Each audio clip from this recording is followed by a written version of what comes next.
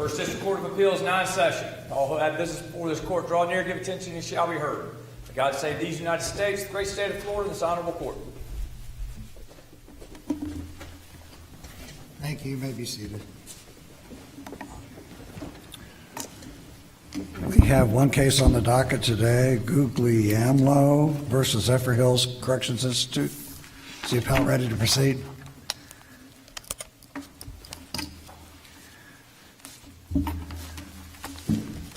May it please the court, my name is Megan Oliva and I represent the appellant Michael Guglielmo in the present appeal. You might want to pull that mic a little closer.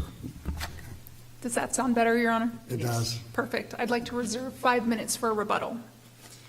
The primary issue in this case is whether the judge of compensation claims erred as a matter of law in concluding that Mr. Guglielmo's AWW, or average weekly wage, was $0. I'm going to cut you off and jump into questions. Okay. I think we all probably have a lot, but just for some clarifiers, when were benefits initiated in the case?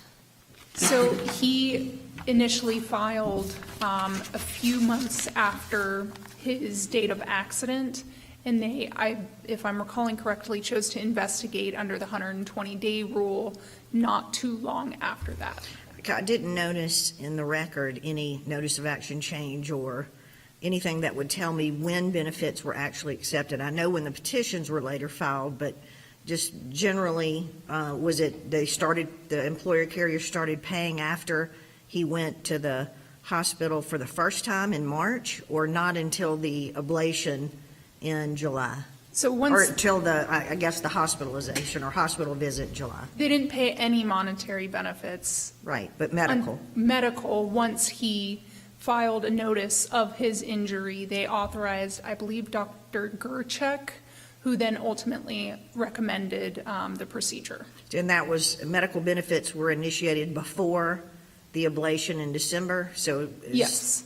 July, maybe even before that? I don't have the precise date for you, but it was sometime shortly after he filed his notice. Okay, thank you. Yes. So on the date of accident, Mr. Guglielmo did go to the ER due to atrial fibrillation. As I stated earlier, the employer agreed to investigate the claim and they provide medical benefits.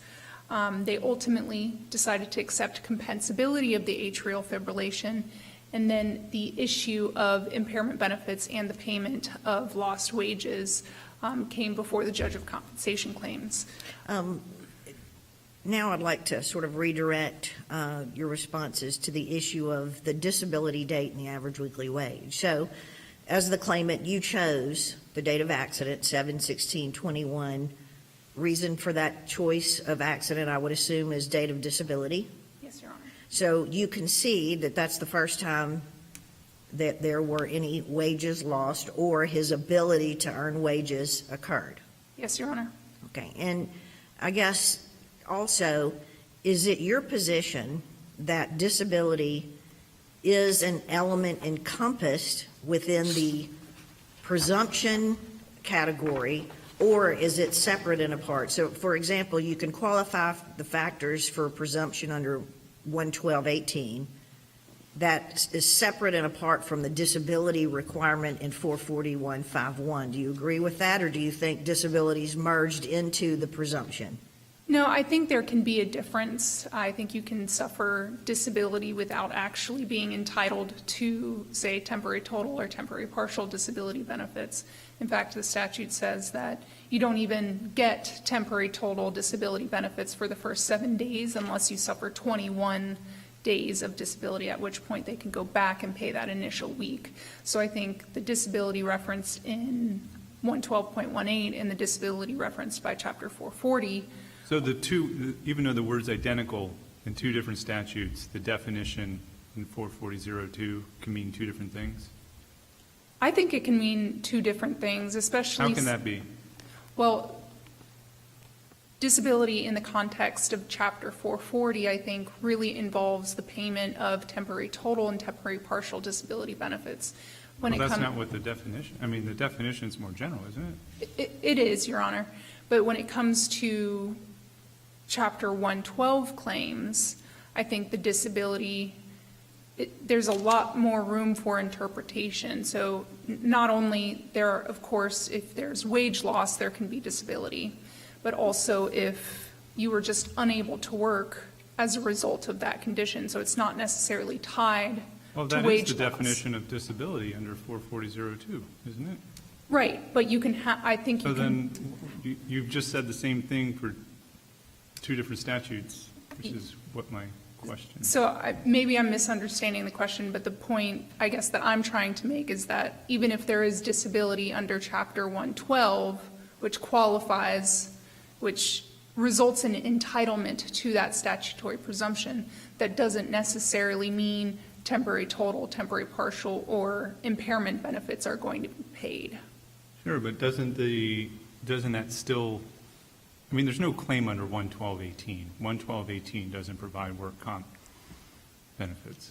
It's a more general statute, but it feeds into, so if you get a presumption under 112.18, that in part you have to have suffered some sort of disability as a result of the impairment caused by the hypertension, heart disease, or tuberculosis, right? Yes, So if you get the presumption, yes. and there's compensability accepted, or there's a stipulation that the presumption applies, isn't that necessarily a statement that the worker is disabled? Which means a statement that the worker has lost the ability to earn wages for a certain period of time. Yes, I agree, but I think, and especially in this case, I think the employer's acceptance of compensability under Chapter 112, just as opposed to an occupational disease or out of the goodness of their hearts, really demonstrates that they believed he was entitled to compensability of that condition because he satisfied those four elements, so which one of them is a covered employee. So Well, that was more importantly, that he suffered a disability as a result of the impairment caused by the heart exactly, disease. because absent that factor, there is no compensability under Chapter 112.18 because that disability element is central to entitlement to benefits under that statute. Well, for clarification, is it your position that you have to satisfy disability for entitlement to medical, or is that just an indemnity component? I think to be entitled to any kind of benefits under Chapter 112.18, you have to satisfy disability regardless of whether or not it's for indemnity or medical benefits. And I think this kind of goes back to your clarifying to Judge Tannenbaum and myself, but is it your position that if an employer carrier stipulates that the presumption applies, that they do not have to show disability, that the employer carrier has conceded disability? Yeah, that would be our position. I think the Well, parties. let me ask you the facts here. So give us the timeline again, if you don't mind. Your client had not worked for the Department of Corrections for how long? For a few months. So he worked for the Department of Corrections from June of 2019 to March of 2021.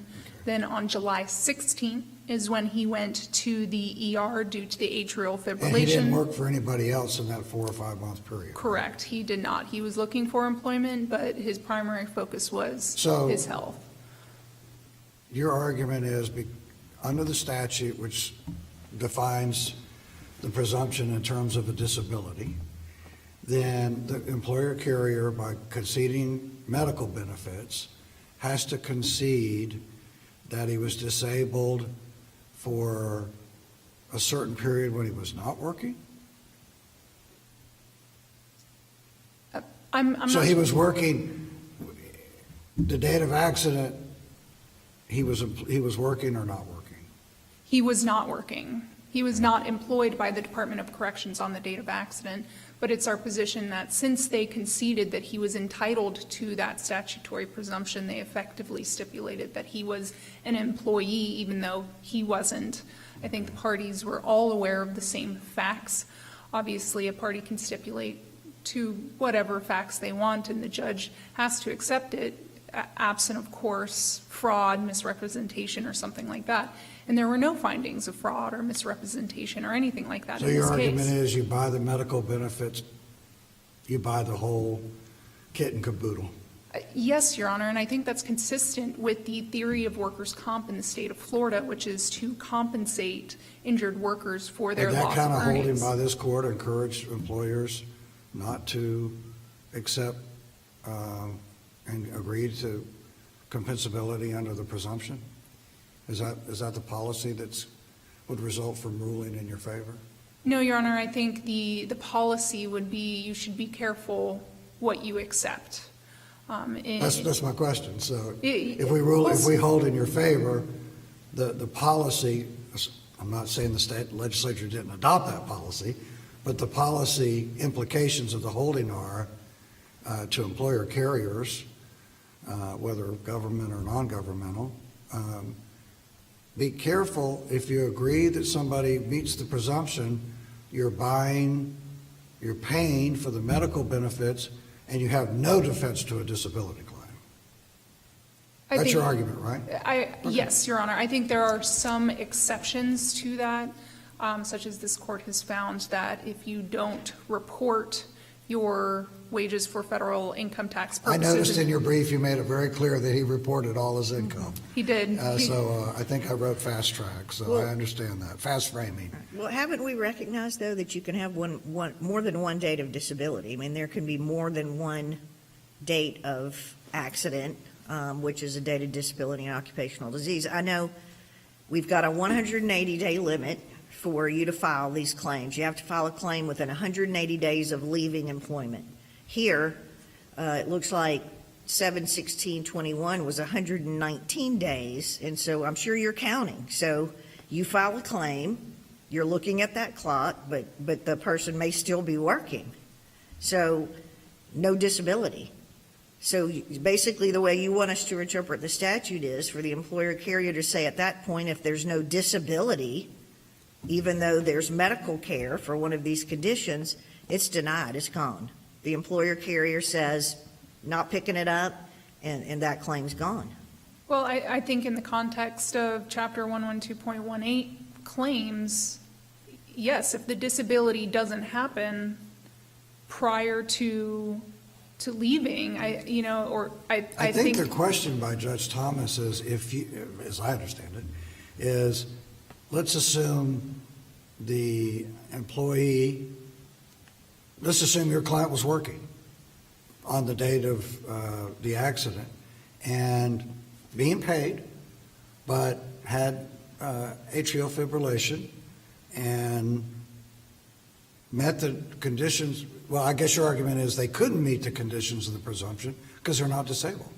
In that hypothetical. Correct. If they didn't miss work, didn't lose any wages, there would be no If I disability. mischaracterized your question, I apologize. No, it's just that position's contrary to our case law in multiple cases where we have declared the presumption is separate and apart from disability under 151.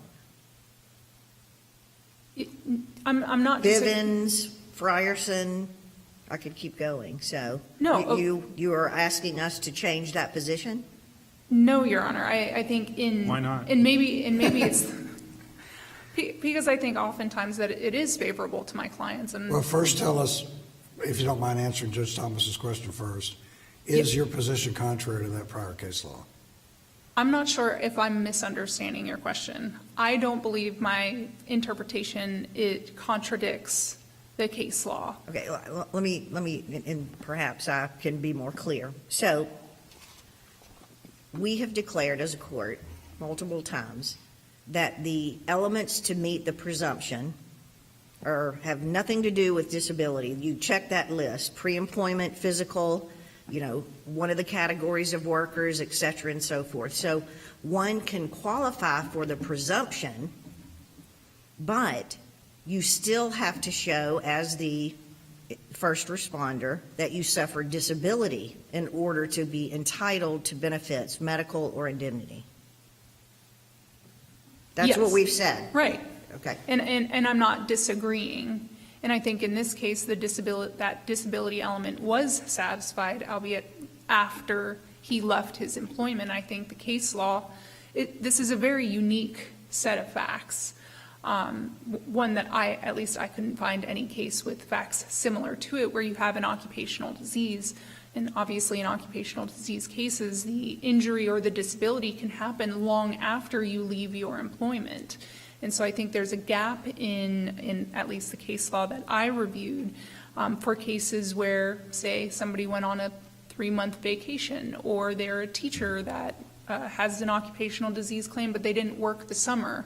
And so just because they didn't work at all in those 13 weeks prior to their date of disability, per this judge of compensation claims, that would mean that they wouldn't ever be entitled to any kind of temporary total, temporary partial, impairment benefits, permanent total disability benefits. Well, we've got a case, Michaels versus Orange County, that addresses this issue, and we said in that case it was a firefighter's case. There were multiple disability dates. The issue was average weekly wage calculation.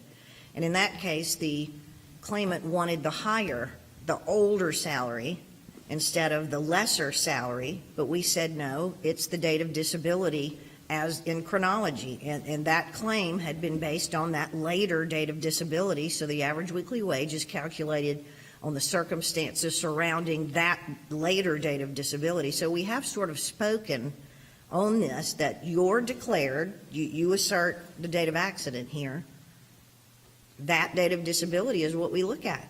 And I don't disagree. It's our position that there is a gap in the case law and the statute, if you will, for circumstances like this where the employee has already left employment. And if there are no further questions at this time, I'll reserve my remaining time for rebuttal. Thank you. Thank you.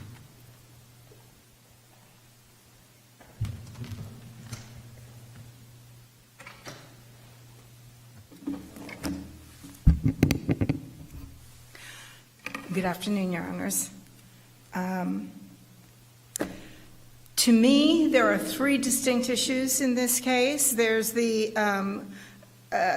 issue raised by opposing counsel as to compensability pursuant to 1112.18 because the appellant is a first responder. He had 120 days after leaving his employment to file his claim, and it was a compensable accident, occupational disease, as Judge Arthur called it, the JCC. And Why did your client pick it up? I mean, when there was no disability, when that initial claim came in? Well, we did the 120 days because when we first got the claim, we weren't really sure. All we knew, the carrier and I, as their legal representative, we only knew that he hadn't worked for the state of Florida, the correctional department, since March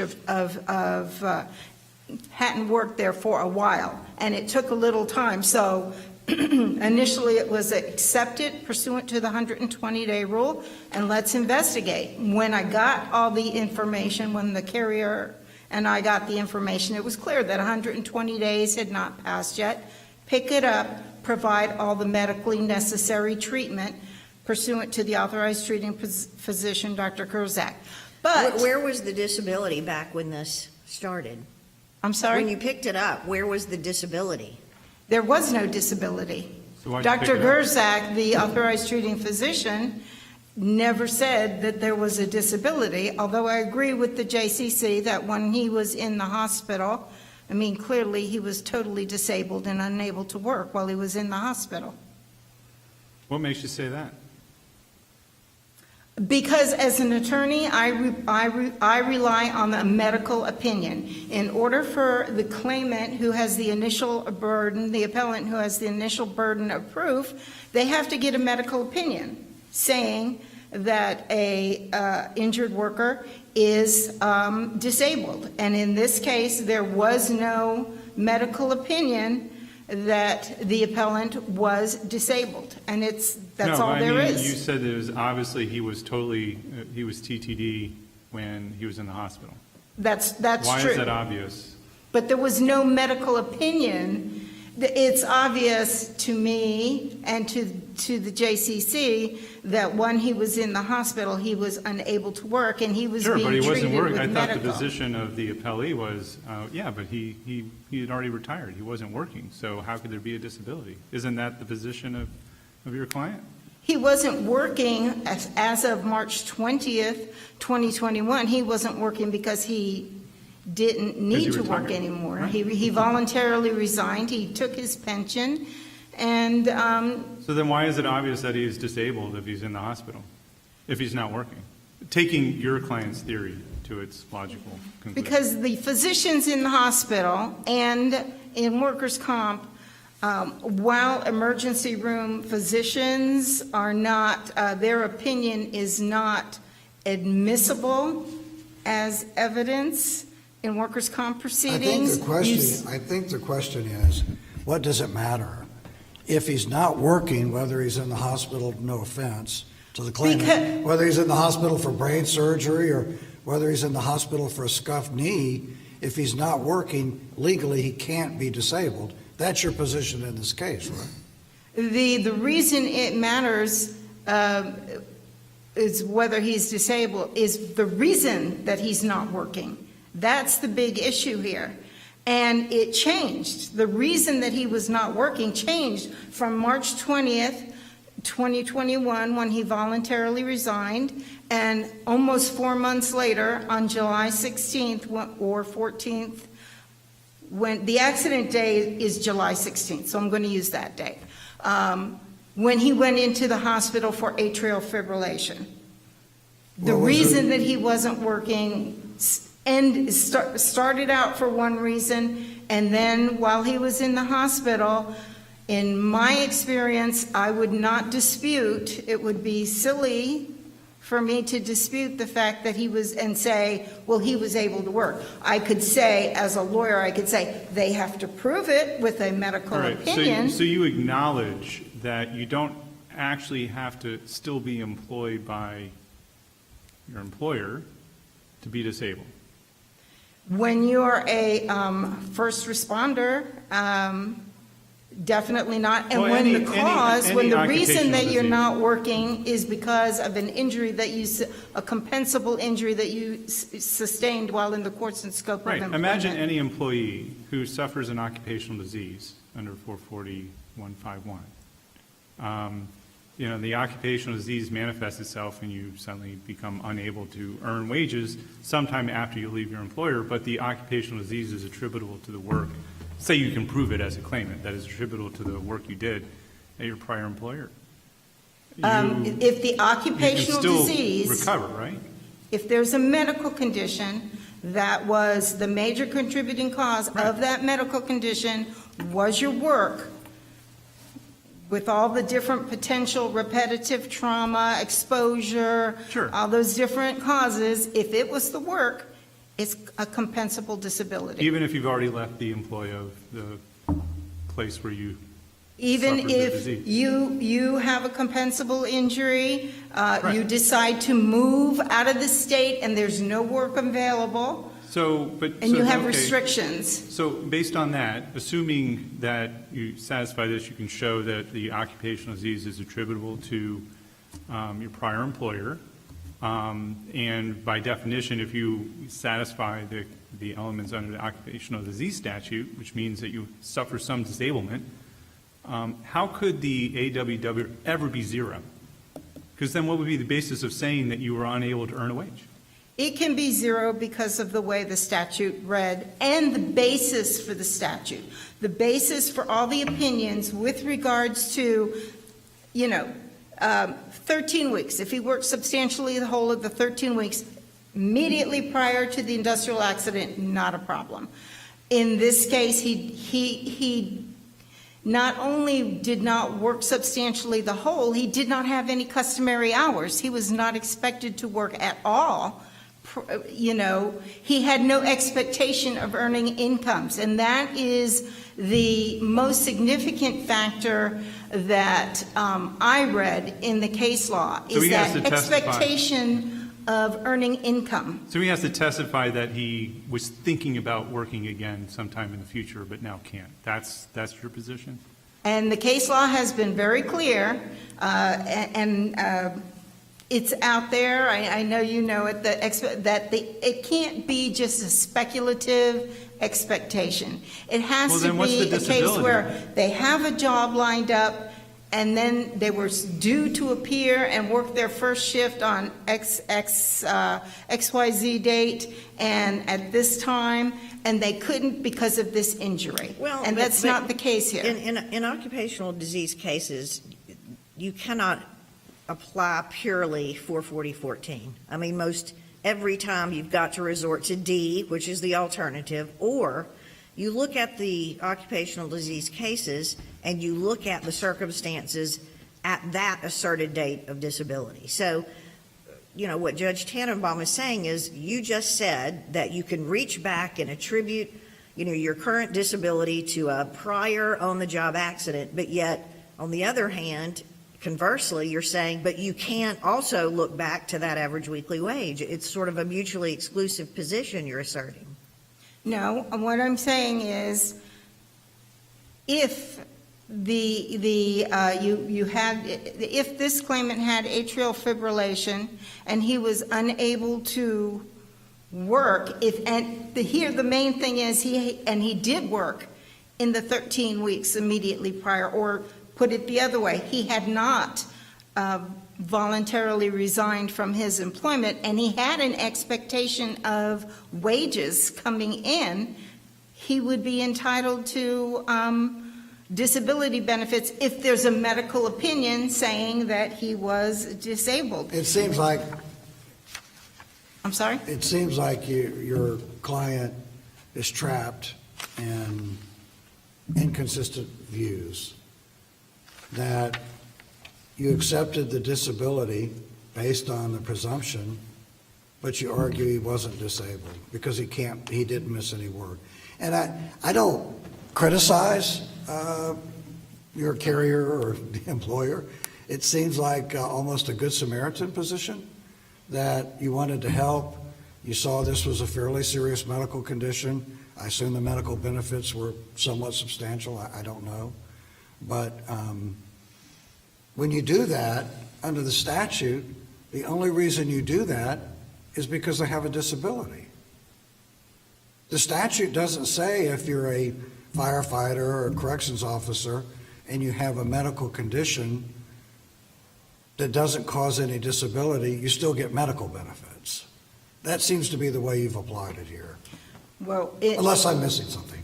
Okay. Well, we never accepted a disability. We accepted the medical condition, and we accepted the atrial fibrillation as an accident. I think the argument, excuse me.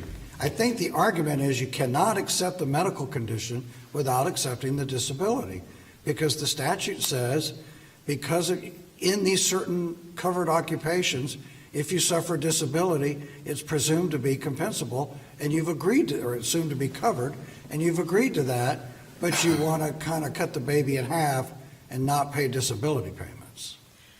I'm not sure the statute allows that. I would say if there was a medical opinion saying he was disabled because of the atrial fibrillation, or and this. Well, you thought he was disabled because you paid the medical benefits. We'd never paid any disability benefits. Okay. We paid medical benefits. We Maybe provided medical you can treatment, help. and we will continue to pay medical treatment for as long as it's medically necessary.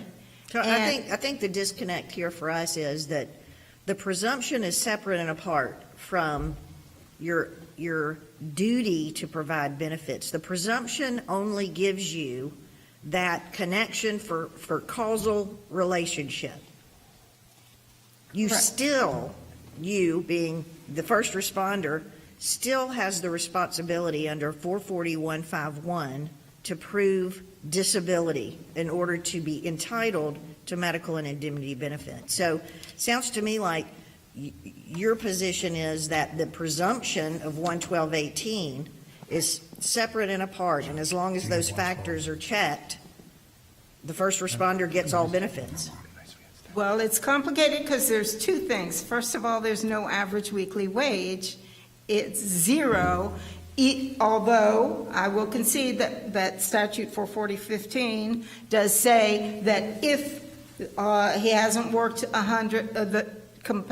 substantially the whole of the 13 weeks, if there is no similar employee, if there is no contract rate, then the judge should find a way that's reasonable and fair Right, let me to switch determine gears. what the AWW is. And because this claimant had no expectation of wages after March 20th, 2021. I think we understand that There's no argument. average weekly wage. So there's that and the medical opinion. I'm trying to ask you an important question. I'm sorry.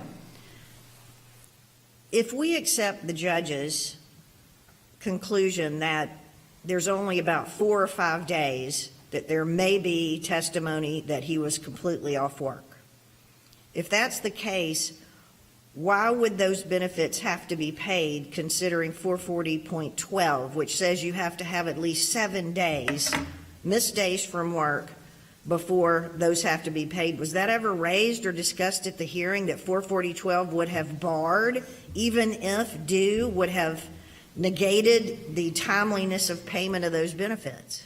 That was not raised. That was very interesting. The judge, first he went into the AWW, and then he said even if there was an AWW, there would only be 4 or 5 days, and there was no mention of the first, and no entitlement to temporary total disability benefits because it was within the first 7 days. And there really was no need to, because there was no average weekly wage. I mean, now there's 2 defenses. There's no average weekly wage, and it's within the first 7 days. Well, I'm not, does that have to be preserved, or it's just statutory application on our part? No, and I didn't put that in my answer brief besides, When your client accepted compensability, at least for the medical, what was the injury that your client was accepting compensability for? compensability of the accident, which is the... Which is what? What was the accidental injury? Atrial fibrillation. Okay. And how was that Arguably an occupational disease, and then... So you acknowledge that it was an occupational disease, the Pursuant to the atrial fibrillation? statute, he has a presumption that it's an occupational disease, and quite frankly, in my experience, there's no point in fighting that legally. So if it's an occupational disease, it According to presumes... Judge Arthur, that Right. was his take on it. Which means that he suffered disablement as a result of the impairment caused by the heart disease. Well, Right? it is one of the many forms of heart disease, atrial fibrillation. It is Sure. caused by a faulty, Right, I like a mean, I know, starter. I get it. I mean, Right. we're not, I'm assuming there's not dispute that this was heart disease in some way. right. But the statute, Fortunately, not one of the more serious of the heart disease. My son-in-law, first responder, had atrial fibrillation, had the surgery, been fine for decades. but for the presumption to apply, which sounds like you acknowledge that it does apply, there has to be an impairment caused by the heart disease, right? And that impairment has to result in a disability. According to the medical evidence, Well, that's- according to the statute, that's what the statute says.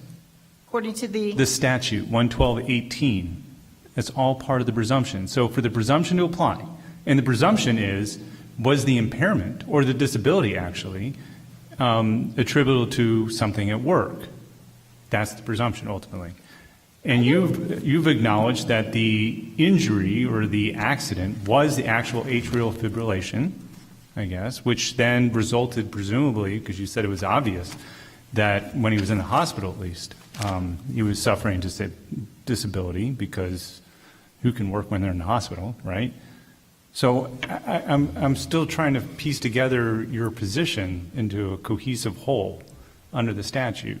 If your client acknowledged that the presumption applied, that there was compensability, at least with respect to the medical, and it was based on occupational disease in some way, all of that presumes that there was a disablement, which means an impairment of his ability to earn wages for a certain period of time.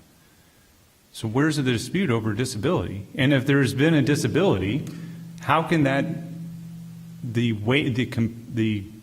guess the lost wages, so to speak, or the compensation for that disability be zero? What's the basis for saying that there was a disability in the first place, I guess is what I'm asking. Well, because there are several different articles to be, elements to be entitled to temporary total disability benefits, which was the claim here. There's different elements. And I think one of the elements is that there was an expectation of lost wages. And I think that's the big issue here. For this claimant, there was no expectation of lost wages. He did not have a job. He had not had a job prior. He did not have a job that he was scheduled to appear at in the next day. And so there was no lost wages. He was not entitled to temporary total disability benefits. Because there was no expectation of wages, there was no average weekly wage pursuant to statute or a fair and reasonable method for the JCC to calculate an average weekly wage. Although I think it's interesting that the JCC, in his amended final order on page 6, footnote 6, he does mention that the appellant had returned to work at the time of the hearing, but there was no evidence presented of his wages that he was earning. So could that have been a fair and reasonable way to calculate impairment benefits? Now, the JCC seems to include that in the discussion of impairment benefits because I think there was really no expectation, there was no lost wages because there was no expectation of earning wages. Couldn't you be consistent in your argument by saying, I acknowledge we bought compensability of the claim by, accepting it. We just said, yep, there's been disablement.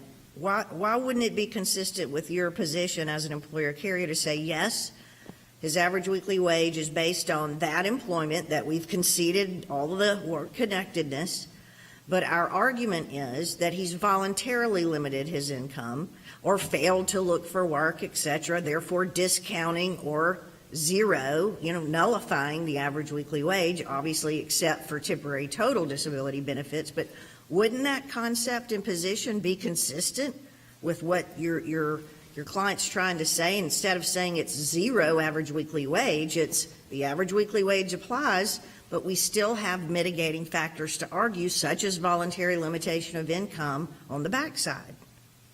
Again, the issue is the expectation of lost wages, whether he was really expecting income during that period of time that he was disabled.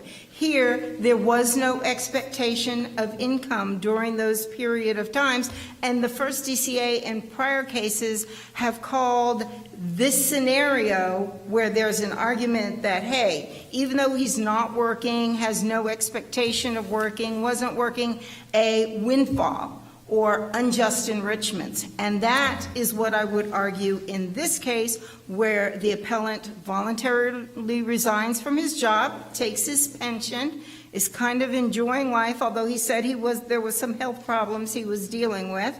And then he has this atrial fibrillation. Counsel, your time's expired. Can you briefly conclude? Thank you, Thank Your you. Honors. Madam Clerk, will you allow a minute 50 additional time for the appellant, please? Please, the court, a couple things on rebuttal. First, the employer carrier's point that there was no expectation of lost wages in this case. Here, Mr. Guglielmo did, in fact, find a new job, and he did, in fact, miss time from that job due to the compensable injury, which I think further supports our position that there is disability and there is entitlement to at least temporary total disability benefits. In addition, I think, or the record demonstrates that he was making a similar wage at his new job. So taking a look at the contract rate of hire for his previous job at the Department of Corrections actually does pretty well align with what he was making in the future. There was testimony at the final hearing as to how much he was making at his new job. He couldn't recall the exact number, but testified that it was between $10 and $15 an hour. And I believe at the Department of Corrections, he was making about $16 an hour. So I think, particularly in this case, using that contract rate of hire is the most equitable, the reasonable and fair estimation of his probable future earnings. In addition, How much does what's your response to the appellee that your client wasn't, I guess, trying hard enough to find a job, and somehow that undercuts his claim for wages? I mean, you address it at the end of your brief, and that the 5 days is not supported by the evidence, but just generally under the law, like, how much does the claimant have to prove I think to show, I guess, beyond just the time that, I guess, the fibrillation occurred? I think a voluntary limitation of income argument would be pertinent to a temporary partial disability claim, but not so much for a temporary total disability claim, at least in this circumstance. He was looking for work. I don't think there is a set standard on exactly how you determine what's reasonable when somebody is looking for employment. But in this case, the claim was just for temporary total disability benefits and impairment benefits, and not temporary partial disability benefits. And I don't believe there's any evidence in the record to support a temporary partial disability claim. If we were to, hypothetically, if we were to say, okay, we agree with the judge that, 5 days of TT are due, and I mentioned 440.12, which says that, if less than 7 days are due, it's not right due and owing for payment until the claimant has missed 21 days, and then it goes back. So they haven't argued it, the employer carrier. Is that, although it's a statutory declaration, is that something they had to preserve below, or is that, would you regard that as a right due and owing argument that they also failed to preserve, separate and apart from a statutory argument? Right. It would certainly be our position that they failed to preserve that. Obviously, the law is that you don't get paid for those 7 days until you've missed 21 days. But in this case, the judge found entitlement to those temporary benefits, but found that it was worth $0. So in this case, I do believe that it should have been preserved, and the appellees did not cross-appeal that issue. So I think if this court were to reverse and remand with instructions for the AWW, I think those 5 days of temporary total disability would have to be paid by the Do we have to employer. remand for the average weekly wage, or? I don't think so. I think no, Your Honor, I don't believe so. Wait, you want us to make the determination as to what the AWW is? No, I mean, I think if this court were to reverse and say that the $0 AWW is incorrect, there would be no other choice for the judge of compensation claims but to find a reasonable and fair average weekly wage that wasn't $0. Which would have to happen on remand, yeah? I mean, it has to go back to there's work to be done still for the JCC if we were to vacate the FCO, right? Yes, Your Honor, but not only, it's not just these issues that are presented today that are really they are, of course, all the issues are significant to my client, but the real concern is that if he were to become permanently and totally disabled as a result of his heart disease, or if he was to suffer some serious impairment, the primary goal, regardless of whether or not it's a remand or a reversal, would be that we don't want that $0 AWW, because that could create Well, isn't it your argument, the average weekly wage is when he left work, his last day of work, what he was making? Or is it your argument we use for 4014D and you come up with a fair and reasonable? I think a fair and. I thought your argument was it was based on the 13 weeks prior to his last day at the department, Right. right? Is that not the average weekly wage you're claiming? No, our argument is that the contract rate of hire, so, You mean at the school where he was a security officer? no, so at the Department of Corrections. Right. I think there are various ways that a judge of compensation Right. claims could conclude what a fair and reasonable AWW is.